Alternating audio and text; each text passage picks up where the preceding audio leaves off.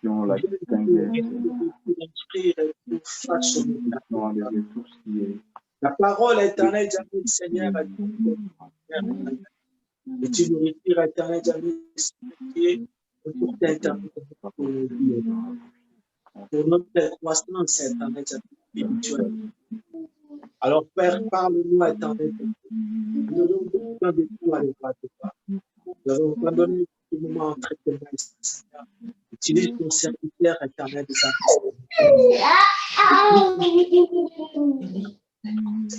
Merci, le roi de roi. Dans le nom puissant de Jésus.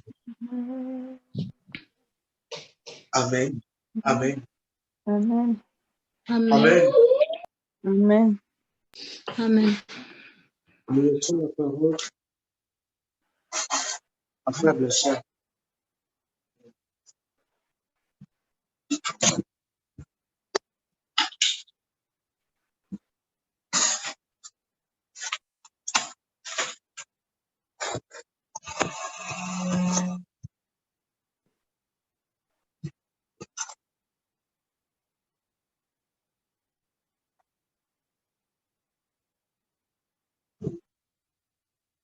Alléluia.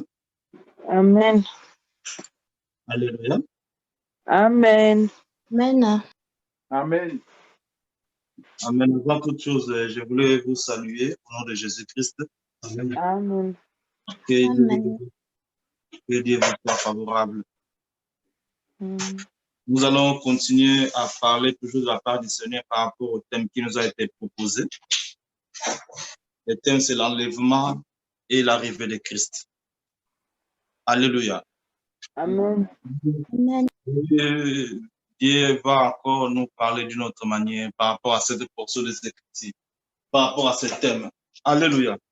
Amen. Et la fois dernière, j'avais tellement parlé. Aujourd'hui, je vais être un format très bref pour parler de choses en ce qui concerne l'enlèvement et l'arrivée de Christ. Alléluia. Amen. Nous allons prendre la Bible dans le livre de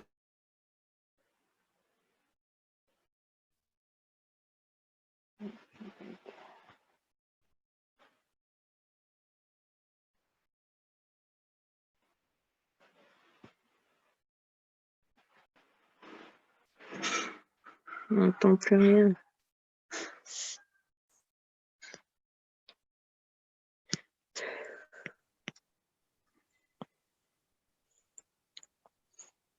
Allô? Ça bug, on n'entend rien. On n'a rien entendu. Non, je disais Hébreux chapitre 1, verset 1. J'aimerais que nous puissions vraiment participer tous ensemble pour qu'il y ait vraiment la complémentarité entre nous tous, bien que nous sommes un peu éloignés, mais ça va faire du bien si chacun de nous participe à sa manière. Hébreux chapitre 11, verset 1. 11, 1. Hébreux chapitre 11, verset 1. Je lis la parole. Hébreux, 11, 1. Or, la foi est une ferme assurance des choses qu'on espère, une démonstration de celles qu'on ne voit pas. Pour l'avoir, la foi est une ferme assurance des choses qu'on espère, la démonstration de celles qu'on ne voit pas. Nous allons continuer toujours dans le livre de Hébreux chapitre 11, toujours, mais dans le verset 6. Je lis la parole. Or, sans la foi, il est impossible de lui être agréable, car il faut que celui qui s'approche de Dieu croit que Dieu existe et qu'il existe et qu'il est le rémunérateur de ceux qui le cherchent. Amen. Amen. La foi est une ferme assurance des choses qu'on espère, la démonstration de celles qu'on ne voit pas.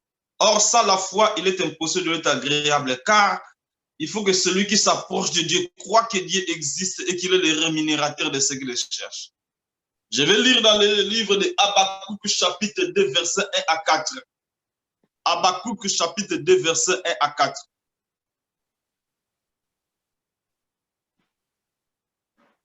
C'est Habakkuk qui parle. Vous y êtes? moi, je vais lire, bon, je vais répéter parce que c'est un verset que j'ai connu dans ma tête. Habakkuk chapitre 2, versets 1 à 4. La Bible déclare, j'étais à mon poste et je me tenais sur la tour. Je veillais pour voir ce que l'Éternel me dirait et ce que je répliquerais après ma plainte. L'Éternel m'adressa la parole et il dit, écris la prophétie, grave-la sur les tables, afin qu'on la lise couramment. Car c'est une prophétie dont le temps est déjà fixé. Elle marche vers son terme et elle ne mentira pas. Si elle tarde à temps là, car elle s'accomplira certainement. Alléluia. Amen. Alléluia. Amen. Bien aimé, le thème qui nous a été proposé, c'est l'enlèvement et l'arrivée de Christ. J'aimerais que nous puissions aujourd'hui parler des principes du royaume de Dieu. Alléluia. Amen. Ça, c'est ce que nous a appelés. Nous sommes devenus enfants de Dieu par rapport à sa promesse, par rapport à sa parole, où Christ dit, elle est venue chez les siens, mais les siens ne l'ont pas reçu. Mais à tous ceux qui l'ont reçu, à ceux qui croient à son nom, elle a donné le pouvoir de devenir enfants de Dieu. Amen. Lesquels sont nés non du sang, ni de la volonté de la chair, ni de la volonté de l'homme, mais de Dieu. Nous sommes devenus enfants de Dieu, certes. Mais Christ, avant de monter au ciel, nous a donné une promesse. Il reviendra pour chercher son église. C'est une promesse. Christ va accomplir par sa puissance ce qu'il a prononcé. Alléluia. Mais le Seigneur veut que nous puissions être prêts par rapport à son retour. Or, le royaume de Dieu et le royaume de Dieu, il y a des principes qui régissent le royaume de Dieu. Pour que nous puissions être en harmonie avec le Seigneur, pour que nous puissions être enlevés le jour de l'enlèvement. Il faut que nous puissions respecter les principes qui régissent le royaume de Dieu. Alléluia. L'un des principes qui régissent le royaume de Dieu, c'est la foi. Alléluia. Amen. Amen. C'est la foi. Bien aimé, la Bible déclare, comme nous venons de le dire, comme nous venons de le démontrer, que sans la foi, il est impossible de lui être agréable au Seigneur. Parce que Christ, nous avons reçu Christ comme Seigneur et Sauveur de notre vie par la foi. Et c'est par la foi que Christ reviendra chercher son église. Alléluia. Amen. Nous allons comprendre avec moi que la foi, c'est quelque chose de très important dans notre marche avec le Seigneur. La foi, c'est hyper important même. Si nous allons voir, si nous consultons la Bible, nous allons voir que des gens qui ont marché avec le Seigneur, ils n'ont pas marché avec le Seigneur par rapport à leur intelligence. Ils n'ont pas marché avec le Seigneur par rapport à leur savoir-faire. Mais ils ont marché avec le Seigneur par la foi. Comme ce fut le cas d'Abraham, quand Dieu lui avait dit, Abraham, va-t'en de ton pays, de ta patrie, de la maison de ton père, et dans le pays que je te montrerai. Abraham ne s'était pas posé de questions. Il est sorti sans réfléchir parce qu'il croyait à celui qui lui avait dit cette parole. Quelqu'un peut dire Amen avec moi. Amen. Il croyait que la personne qui lui avait donné cette promesse n'est pas un homme pour mentir. Parce que derrière chaque promesse, derrière chaque parole de Dieu, il y a une récompense. Amen. Derrière chaque parole de Dieu, il y a quelque chose que Dieu a réservé pour nous. Et ce que le Seigneur a réservé pour nous par rapport à ce que nous sommes en train de lire aujourd'hui, ce soir, c'est l'enlèvement de l'Église. Amen. Est-ce que nous marchons par la foi? Est-ce que nous sommes prêts à vivre cet événement par la foi? Amen. Est-ce que nous avons une foi inébranlable pour cet événement? C'est pourquoi j'avais jugé important que nous puissions parler des principes de la foi. Vous savez, quand dans notre marche avec le Seigneur bien-aimé, j'ai toujours dit aux gens que la vie chrétienne ne sera pas toujours rose. Parce que la vie chrétienne, comme la Bible nous les a montré, que c'est une vie très difficile. Mais ce que nous savons dans notre marche avec le Seigneur, que même si nous traversons des mois difficiles, Dieu est toujours là pour nous soutenir. Dieu est toujours là pour nous tenir la main, pour que nous puissions atteindre là où Dieu veut que nous puissions être. C'est la raison pour laquelle dans notre marche avec le Seigneur, l'un des principes de Dieu aussi, c'est les épreuves. Tu ne peux pas marcher avec le Seigneur sans pour autant être éprouvé. Tu ne peux pas être en communion avec le Seigneur sans pour autant être éprouvé. Donc, en dehors de la foi, il y a aussi les épreuves. Les épreuves font partie de la vie chrétienne. C'est la raison pour laquelle la Bible déclare, mes bien-aimés, regardez comme un sujet de joie complète les diverses épreuves auxquelles vous pouvez être exposés, sachant que l'épreuve de votre foi produit la patience. Mais il faut que la patience accomplisse parfaitement son œuvre, afin que vous soyez parfaits et accomplis sans faillir à rien. Donc Dieu nous fait passer par des épreuves pour que nous puissions avoir la maturité, pour que nous puissions grandir, pour que nous puissions croître, pour que nous puissions être des hommes et des femmes accomplis par rapport à ce qu'il attend pour nous. Mais le Seigneur veut que quand nous sommes en train de traverser les épreuves, le Seigneur veut que nous puissions être dans la joie, que nous ne puissions pas se lamenter dans notre cœur, que nous ne puissions pas avoir de l'amertume en nous. Parce que derrière les épreuves, il y a une récompense. Derrière il y a des épreuves, il y a des bonnes choses que le Seigneur a préparées pour nous. La vie chrétienne ne sera pas facile, mais bien aimé dans le Seigneur. La vie chrétienne ne sera pas toujours rose. Mais le Seigneur veut que nous puissions être dans la joie quand nous traversons les épreuves. C'est la raison pour laquelle j'aimerais que nous puissions lire le livre de Psaume chapitre 23. Psaume chapitre 23, de 1 jusqu'à la fin. Quelqu'un peut lire au nom de Jésus?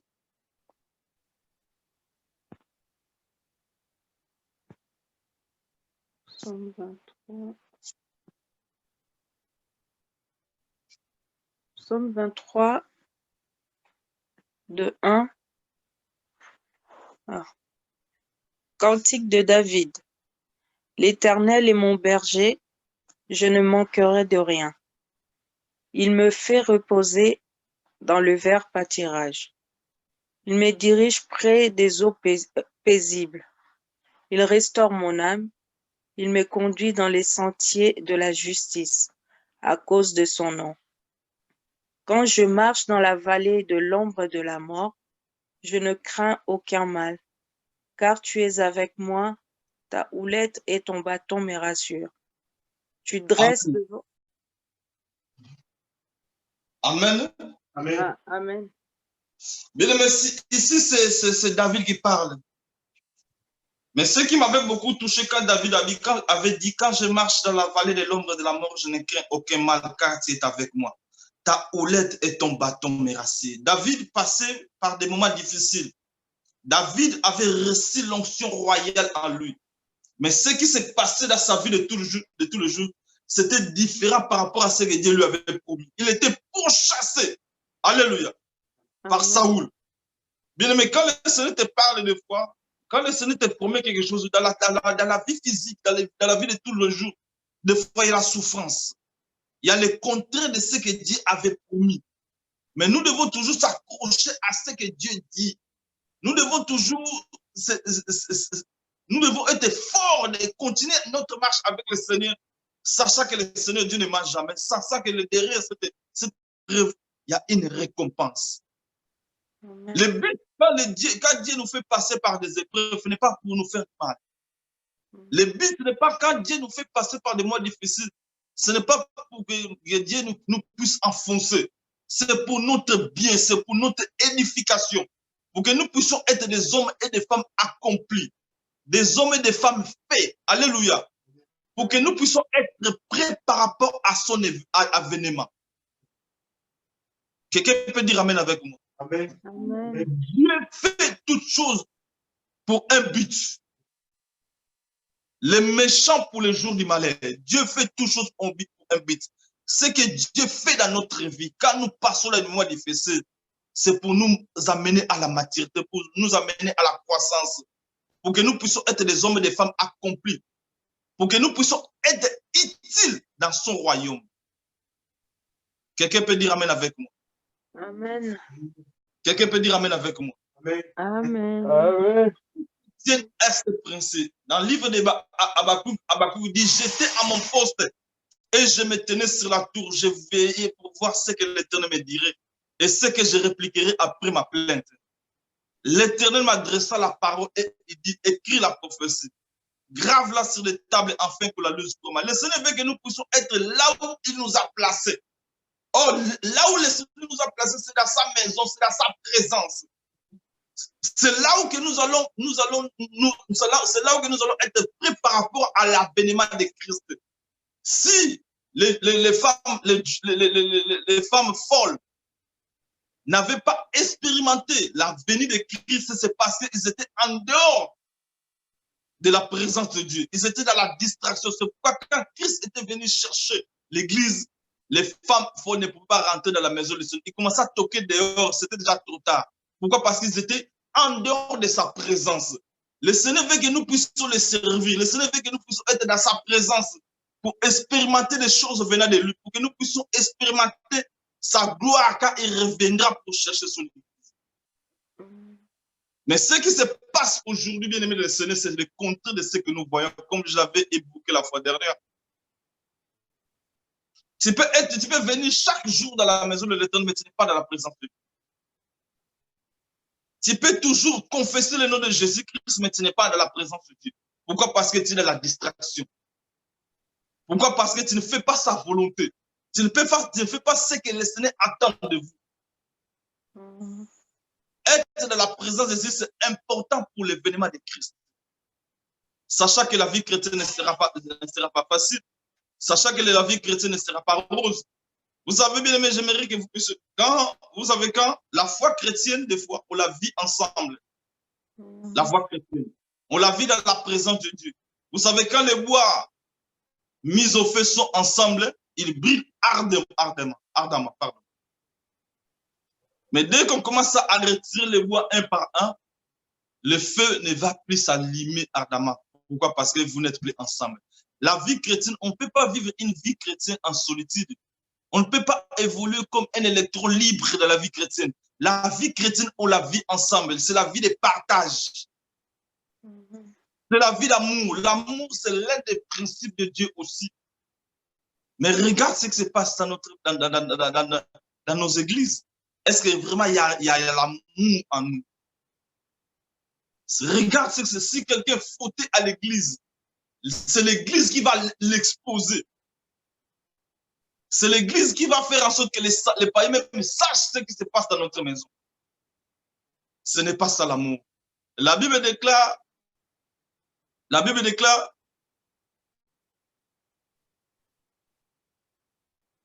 celui qui couvre une faute cherche l'amour. Mais celui qui la rappelle dans ce discours divise les amis. Nous ne sommes pas là pour se diviser les uns les autres. Nous sommes là pour s'entraider. Nous sommes là pour se compléter. Il y a la complémentarité entre les enfants de Dieu. Or, dans la complémentarité, c'est dans l'amour de Dieu. Si quelqu'un faute, si aujourd'hui moi j'ai fauté en tant que frère, ce que l'église, la fidèle fille va faire, c'est de couvrir mes fautes. Mais c'est ce qui se passe, mais c'est le contraire de ce qui se passe aujourd'hui à l'église. Cela revient à dire que l'église n'est pas encore prête par rapport à l'événement de Christ. Parce qu'il y a tellement de choses entre nous. Quelqu'un peut dire Amen avec nous. Amen. Quelqu'un peut dire Amen avec nous. Amen. Bien aimé, j'ai toujours l'habitude de parler beaucoup de moi parce que j'ai fait aussi, c'est important parce que j'ai fait des expériences et ces expériences, c'est important pour l'édification de l'église. J'ai travaillé dans une église, il y avait des frères qui avaient fauté. Et ces deux frères, vraiment, ça allait être fatal pour eux. Moi, je l'avais protégé. Mais quelques temps après, ça n'avait pas pris beaucoup de temps. Ces deux frères commençaient à m'insulter. Des insultes, je vous dis. Quand je parle des insultes, je vous dis vraiment des insultes. C'était par rapport à ma situation, par rapport à ce que j'ai traversé à cette époque. Je dormais à l'église. J'avais des problèmes très difficiles de mon existence à l'époque. Mais les deux frères en question avaient fauté devant Dieu et devant la loi. Mais moi, en tant que serviteur de l'Éternel, j'avais jugé important que je puisse les protéger. Mais bien aimé dans le Seigneur, je vous dis que ça n'avait pas pris beaucoup de temps. Ces deux frères commençaient à m'inciter. C'est ça l'image de l'Église aujourd'hui. Alléluia. Amen. Cela veut dire que l'Église n'est pas encore prête. L'Église ne respecte pas les principes qui régissent le royaume de Dieu. Comment est-ce que Christ peut venir chercher une telle Église? Parce que cette Église n'est pas prête. Il y a des principes à respecter. Dans la vie courante, il y a des principes. Dans la vie normale, dans la vie de tous les jours, il y a des principes à respecter. C'est valable aussi dans la maison de l'Éternel. C'est valable aussi en ce qui concerne le saut spirituel. C'est valable aussi en ce qui concerne le royaume de Dieu. Pour que le royaume de Dieu, pour que le Seigneur puisse enlever son Église, nous devons respecter des principes qui régissent son royaume. Sans cela, bien aimé le Seigneur, Christ ne viendra pas chercher son Église. Alléluia. Amen. Alléluia. Amen. Bien-aimés, nous devons s'entraider à l'église. Vous savez, un jour à l'église, j'étais en train d'officier. Et pendant que j'officiais, c'était un dimanche. C'était le pasteur qui devait apporter ça à la parole de Dieu. Moi, j'étais là, j'étais en train d'officier. À un certain moment, pendant que j'officiais, j'ai dit à l'église aujourd'hui, maintenant, nous sommes arrivés au moment des témoignages. Nous allons témoigner la grandeur de Dieu. Celle ou celui qui a expérimenté la main de Dieu au courant de la semaine, il peut passer devant pour que nous puissions l'écouter pour l'édification de l'église. De loin, le maman pasteur m'a fait un signe. Moi, Blanchard, j'aimerais témoigner la grandeur de Dieu. Je lui ai donné le micro. Elle a dit à l'église, j'ai fait 7 mois avec cette sœur, je ne lui adressais pas la parole. 7 mois, je lui adressais pas la parole, mais aujourd'hui, nous avons repris à se parler. Alléluia. Amen. On s'est réconciliés parce que j'avais jugé important qu'on puisse se réconcilier. Alléluia. Est-ce que c'est ça? C'est ce que je vous dis, c'est vraiment un témoignage. Et ce sont des choses qui se sont répétées à l'église. C'est la raison pour laquelle pendant que je travaillais avec ces gens-là, comme l'église il y avait tellement de problèmes à l'église, aujourd'hui, on peut gagner 7 âmes, demain, 10 âmes préparent. Alléluia. Parce qu'il y avait tellement de conflits, il y avait tellement de problèmes, il y a l'animosité. Il y avait toujours des groupuscules de camps. L'autre groupuscule ne se parlait pas avec l'autre groupuscule. C'était comme ça pendant des années. Et les conséquences, c'était l'église qui en payait les frais. Alléluia. Pourquoi? Parce qu'il n'y avait pas d'unité entre nous. La Bible dit car vous êtes le corps de Christ, vous êtes ses membres, chacun pour sa part. Mais l'oreille ne peut pas dire au bras que toi, tu ne fais pas partie du corps. Il y a l'interconnexion entre les membres du corps. Christ Jésus est la tête de l'église. Nous sommes les membres de son corps. Nous devons travailler. Alléluia. Amen. Pour faire avancer le royaume, nous devons travailler ensemble, main dans la main, pour dépeupler le royaume de Dieu et surpeupler les royaumes pour dépeupler le royaume de Satan et surpeupler le royaume de Dieu. C'est alors que Christ va venir pour chercher notre église. Parce que nous allons atteindre un quorum. Alléluia. Amen. Mais c'est le contraire de ce qui se passe aujourd'hui. Entre les pasteurs, il y a tellement de problèmes. Entre les frères et frères, il y a tellement de problèmes. Ah, moi, je ne peux pas travailler avec lui. Ah, lui, il n'est pas appelé. C'est moi qui Dieu a choisi. Moi, c'est toujours comme ça. Et le diable se réjouit de cela. Parce que vous êtes divisés. Quand vous êtes divisés, vous ne pouvez pas avancer. Quand vous êtes divisés, vous ne pouvez pas atteindre les objectifs. Parce que vous êtes superficiel. Quelqu'un peut dire amen avec moi. Amen. Moi, Dieu m'a donné 5 ministères. Moi, Dieu m'a donné 3 ministères. Moi, je suis le prophète des nations. Moi, je suis comme ça. Ah, pas lui. Moi, je ne peux pas m'associer à eux. Ah, c'est toujours comme ça. Et c'est toujours comme ça. Il n'y a pas d'unité entre nous. C'est ce qui empêche l'église d'avancer. c'est l'un des principes du royaume de Dieu, l'amour entre nous. Quelqu'un peut dire Amen avec moi. Amen. Comment que Christ peut venir chercher l'église où il n'y a pas d'amour? Christ nous a aimés pour que nous puissions être ce que nous sommes aujourd'hui. La Bible déclare, Dieu a tant aimé le monde. Il a donné son Fils unique, afin que quiconque ne croit à lui ne périsse point, mais qui ait la vie éternelle. La Bible dit, lui qui n'a point commis de péché et dans la bouche duquel il ne s'est point trouvé de fraude. Christ s'est fait pécher pour que nous puissions être ce que nous sommes aujourd'hui. La Bible dit, il nous a délivrés de la puissance des ténèbres et nous a transportés dans le royaume des fils de son amour, en qui nous avons la rédemption, la rémission des péchés. Il a effacé l'acte dont les ordonnances nous condamnaient et qui subsistait contre nous. Et il a éliminé à la croix. Il a dépouillé les dominations et les autorités et les a livrées publiquement en spectacle en triomphant d'elles par la croix. Christ a fait toutes ces choses par rapport à l'amour qu'il avait pour nous. Est-ce qu'en retour, bien aimé, nous témoignons l'amour vis-à-vis de nos frères et sœurs à l'église?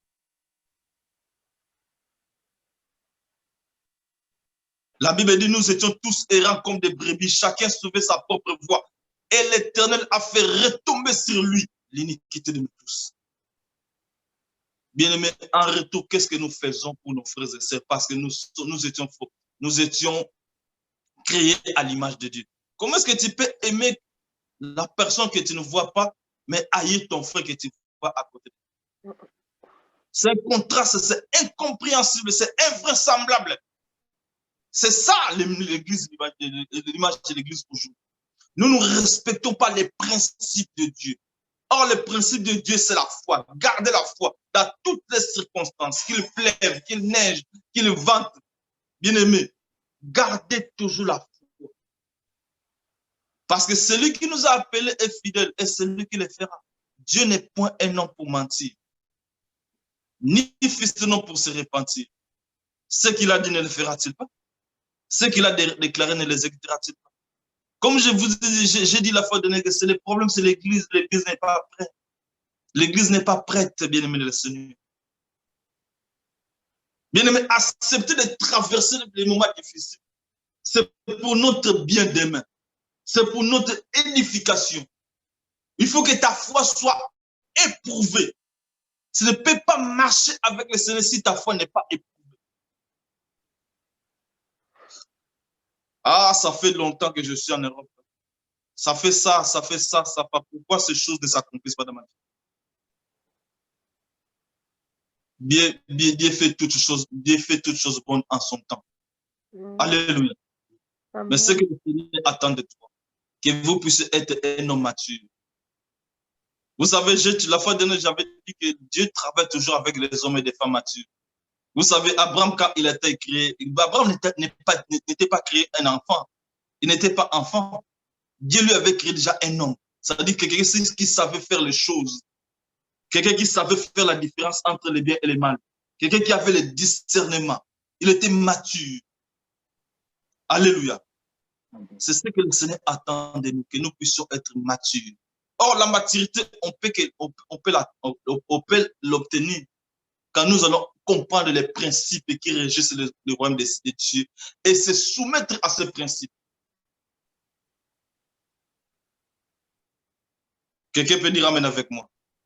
Amen. Quelqu'un peut dire Amen avec moi? Amen.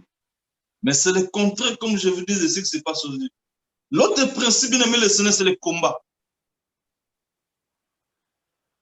Bien aimé, la Bible déclare, quand nous marchons si nous marchons de la chair, nous ne combattons pas sur la chair. Car les armes avec lesquelles nous combattons ne sont pas charnelles, mais elles sont puissantes par la vertu de Dieu pour renverser les forteresses. Le combat fait partie de la vie chrétienne. À partir du moment où tu as reçu Jésus-Christ comme Seigneur et Sauveur dans ta vie, les combats commencent. Amen. Alléluia. Amen. Parce que le diable sait que maintenant Dieu veut accomplir son plan dans ta vie. Il va chercher à te combattre nuit et jour. Parce que le diable est son problème que les desseins bienvenus de l'Éternel ne puissent pas s'accomplir. Or, les desseins bienvenus de l'Éternel ne peuvent s'accomplir au travers de toi, au travers de moi. Quand Jésus-Christ a dit, allez et faites de toutes les nations mes disciples, nous sommes les instruments que Dieu a choisis pour faire des nations les disciples de Jésus-Christ. Le diable le sait, c'est pourquoi il nous combat. Il sait que Dieu veut accomplir au travers de nous son plan et c'est que le diable ne veut pas. C'est pourquoi il va nous chercher nuit et jour pour nous combattre. Il ne va pas te laisser la vie facile.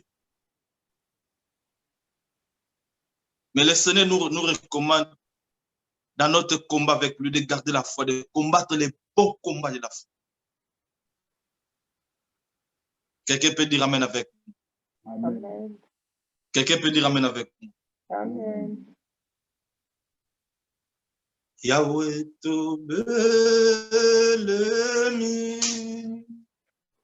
pembeni na yo Yamba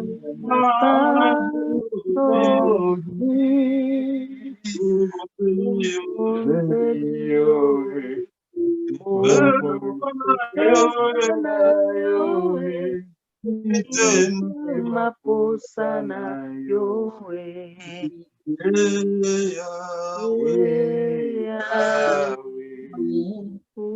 mama loboko na yo yango yamaya Yahweh, esala kati na bito na kombola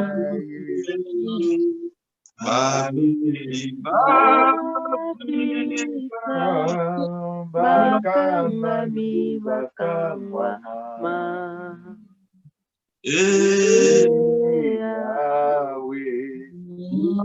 Mama.